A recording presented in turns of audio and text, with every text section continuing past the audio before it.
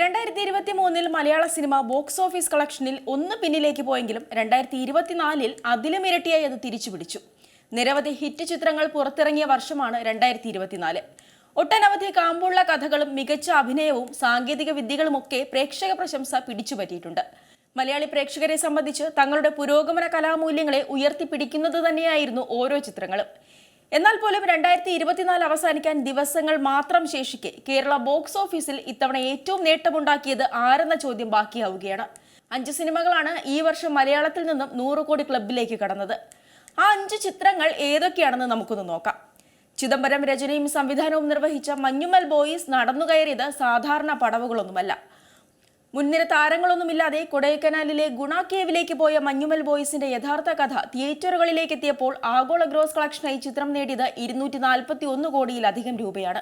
ഇതോടെ മലയാളത്തിലെ ഏറ്റവും ഉയർന്ന തിയേറ്റർ കളക്ഷൻ നേടിയ ചിത്രമെന്ന റെക്കോർഡാണ് മഞ്ഞുമൽ ബോയ്സ് സ്വന്തമാക്കിയത്. മലയാളവും തമിഴും ഒരുപോലെ ഏറ്റെടുത്ത ചിത്രം 2024 ഫെബ്രുവരി 22-നാണ് റിലീസ് ചെയ്യുന്നത്. തമിഴ്നാട്ടിൽ നിന്ന് മാത്രം 50 കോടി രൂപയ്ക്ക് മുകളിലാണ് ചിത്രം സ്വന്തമാക്കിയത്.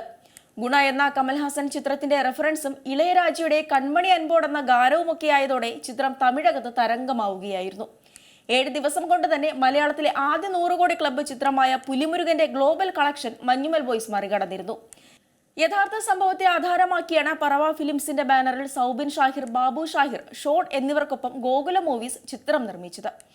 മഞ്ഞുമൽ ബോയ്സിന് ശേഷം 2024 ബോക്സ് ഓഫീസ് കളക്ഷനിൽ 2ാം സ്ഥാനത്ത് നിൽക്കുന്നത് ബ്ലെസ്സിയുടെ ആടുജീവിതമാണ്. 158.48 കോടി രൂപയാണ് ചിത്രത്തിന്റെ ആഗോള ഗ്രോസ് കളക്ഷൻ. യഥാർത്ഥ കഥ ആസ്പദമാക്കി ബെന്യാമിൻ രചിച്ച ആടുജീവിതം സിനിമയായപ്പോൾ പൃഥ്വിരാജ് സുകുമാരനാണ് കേന്ദ്ര കഥാപാത്രമായി എത്തിയത്.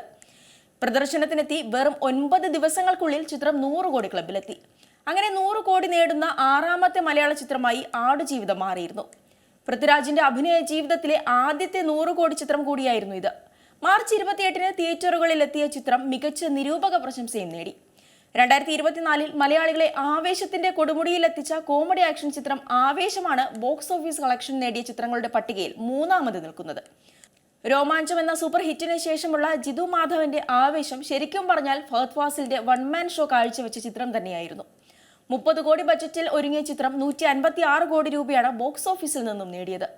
9 കോടി ബജറ്റിൽ പൂർത്തിയാക്കിയ ഗിരീഷ് AD ചിത്രം പ്രേമലുവാണ് 2024 ആദ്യ 100 കോടി ക്ലബിലെത്തിയ മലയാള ചിത്രം. ഫെബ്രുവരി 9-ന് പുറത്തിറങ്ങിയ ചിത്രം 135 കോടി നേടി 4ാം സ്ഥാനത്തുമെത്തി. 19 ദിവസം കൊണ്ട് 72 കോടി പിന്നിട്ട ചിത്രം തെലുങ്കിലും ഹിറ്റായതോടെ കളക്ഷൻ 135 കോടിയിലേക്ക് എത്തി.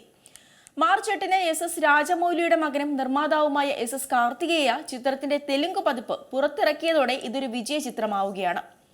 ഒപ്പം തന്നെ ജിതിൻ ലാൽ സംവിധാനം ചെയ്ത ടൊവിനോ ചിത്രം അജയന്റെ 2ാം മോഷണമാണ് ബോക്സ് ഓഫീസിൽ 5ാം സ്ഥാനത്ത് നിൽക്കുന്നത്. 106 കോടി നേടിയ ചിത്രം ടൊവിനോയുടെ കരിയറിലെ മറ്റൊരു നാഴികക്കല്ലായിരുന്നു. പ്രേക്ഷകർ ഇരു കൈയും നീട്ടി സ്വീകരിച്ച ചിത്രം നിരവധി സാമൂഹിക രാഷ്ട്രീയ പ്രശ്നങ്ങൾ കൂടി പരിശോധിക്കുന്നുണ്ട്. പൃഥ്വിരാജ് പ്രൊഡക്ഷന്റെ ബാനറിൽ തിയേറ്ററിലെത്തിയ വിപിൻ ദാസ് ചിത്രം ഗുരുവായൂർ അമ്പലനടയിലാണ് 6ാം സ്ഥാനത്ത് നിൽക്കുന്നത്.